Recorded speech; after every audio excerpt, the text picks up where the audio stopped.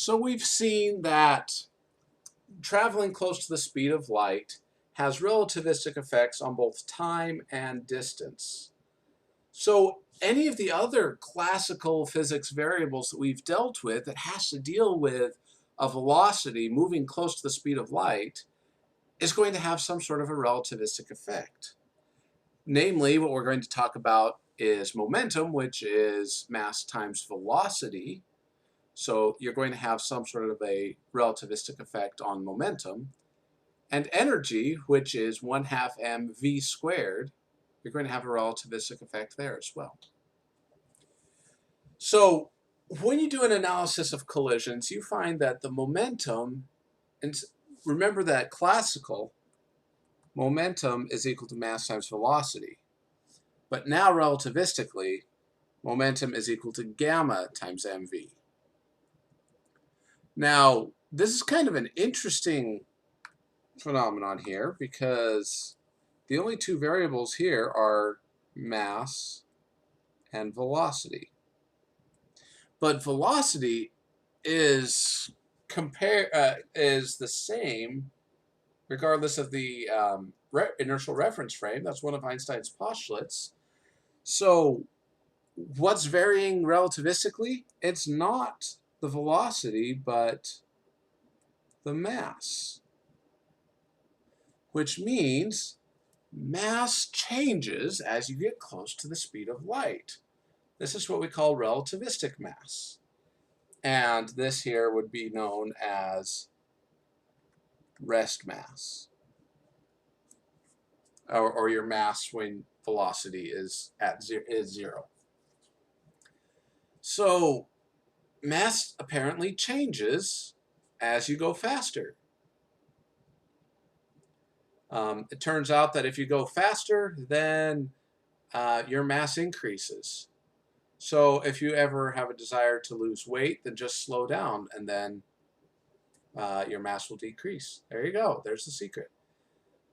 All joking aside, and back to what's at hand, this is an interesting phenomenon, which tells us that the amount of energy that we have as we're going faster and faster is going to affect the amount of mass that we have.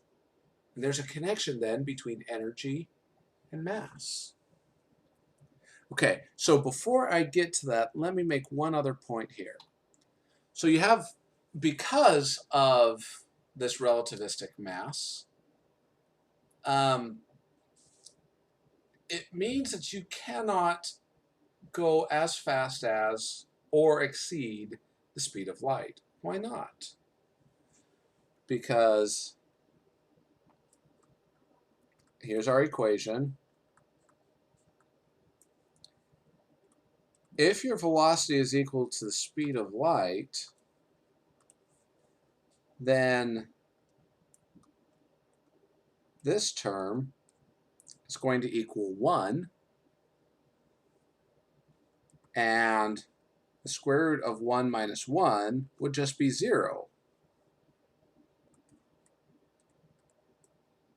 And so you would have here that the relativistic mass is equal to mass divided by 0. Can we actually divide by 0? Well, you go into a calculus class and see what they say in there.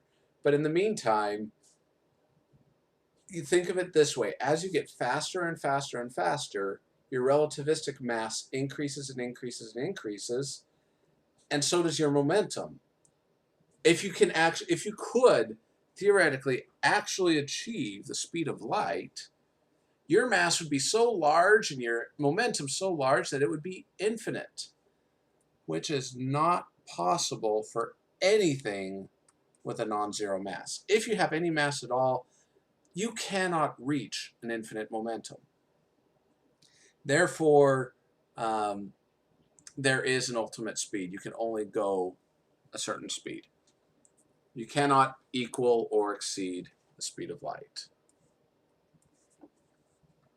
Okay, so let me come back to this other point that I was making back here, that velocity, which is measured by energy, is now related to mass. So So let's go through and do that relation. Your book goes through and derives it a little bit more, but what we find is that the energy of a particular substance that's moving close to the speed of light can be found as mc squared divided by 1 square root of 1 minus v squared over c squared. Einstein went through and did that derivation. Your book goes through it in a little detail as well. But if velocity is equal to 0, this term goes to 0, and you're left with mc squared divided by 1, which tells you E equals mc squared for a rest mass. Remember when we brought up that term back here? The rest mass is your mass when your velocity equals 0, and it's the same story here. E equals mc squared for a mass that is at rest. Okay, what on earth does this mean? Well, it means c squared is just the speed of light squared. That's just a constant number. So that is out of our question now. But now, instead of just saying that energy is related to velocity, or energy is related to height, or energy is related to a spring's compression, all of those different equations we found for energy before, instead of using all of those, we can get rid of those and simply say that the total energy of any object is proportional to the object's mass. So if you want more energy, get more mass. Sounds counterintuitive, I know. Joking aside, this has been actually really interesting. Here's a good example of where this happens. If you have some molecule like uranium, and you split up that uranium atom into 2 atoms, like thorium and helium, well, it turns out that the total mass of thorium plus helium is less than the mass of uranium. Well, where did all that extra mass go? It just disappeared. We can account for every single particle from the uranium. We can keep track of the entire particle, every subatomic particle in the thorium and helium, and yet the total mass is different. Well, in that nuclear fission reaction, is what that's called, there was a decrease in mass. And since there was a decrease in mass, there was a decrease in energy. In other words, those atoms didn't need the energy anymore. So it released the energy to the environment, and that energy is then harnessed and used for making electricity. So that's the secret to the nuclear fission reactions that we have in our nuclear reactors today. It is all based on the fact that energy is proportional to mass. And if you change the mass, then you change the energy needed in that particle.